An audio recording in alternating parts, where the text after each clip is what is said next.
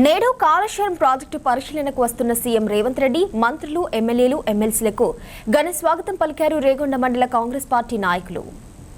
మంగళవారం రేగొండ మండల కేంద్రంలోని ప్రధాన రహదారి గుండా కాళేశ్వరం ప్రాజెక్టు పరిశీలనకు వెళ్తున్న సీఎం రేవంత్ రెడ్డికి రేగొండ మండల కాంగ్రెస్ పార్టీ అధ్యక్షులు ఇప్పకాయల నరసయ్య, ఎంపీపీ పున్నం లక్ష్మీరవి ఆధ్వర్యంలో పార్టీ శ్రేణులతో కలిసి స్వాగతం పలికి పూల వర్షం కురిపించారు. జై కాంగ్రెస్ అంటూ నినాదాలు చేశారు. ఈ కార్యక్రమంలో పార్టీ నాయకులు, ప్రజలు పెద్ద ఎత్తున పాల్గొన్నారు. ఈ సందర్భంగా నాయకులు మాట్లాడారు. కాళేశ్వరం మేడిగడ్డ బ్యారేజీ సందర్శన సందర్భంగా మరి గత ప్రభుత్వం చేసినటువంటి అవినీతి అక్రమాలకు మరి తెరలేపేందుకు మరి వాళ్ళ ముసుగులను తొలగించేందుకు మా సీఎం రేవంత్ రెడ్డి గారు ఈరోజు పరిశీలనకు వచ్చిన సందర్భంగా మా రేగొండ మండల కాంగ్రెస్ పార్టీ, ఉమ్మడి మండల కాంగ్రెస్ పార్టీ కార్యకర్తలు ఘన స్వాగతం పలికారు.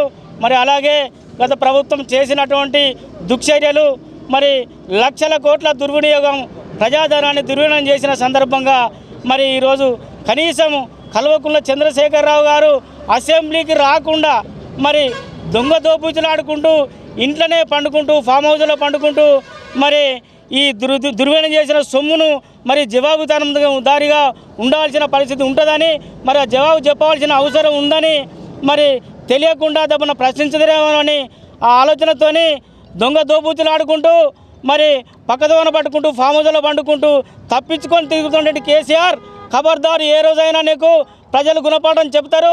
ఈరోజు ఈ సందర్శన సందర్భంగా మీ అవినీతి అక్రమాలను బయటపెట్టే, ప్రజలలో బయటపెట్టే కార్యక్రమమే ఈరోజు కాళేశ్వరం బ్యారేజీ, మరి మేడిగడ్డ బ్యారేజీ.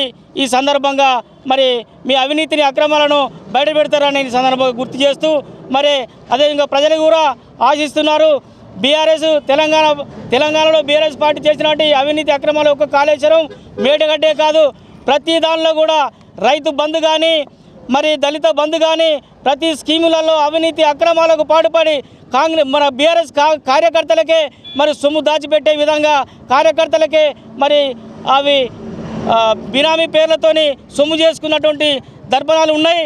వాటన్నిటి కూడా బయటకు తీయవలసిన పరిస్థితి ఉందని చెప్పి కూడా ఈ సందర్భంగా మరి తెలియజేసుకుంటూ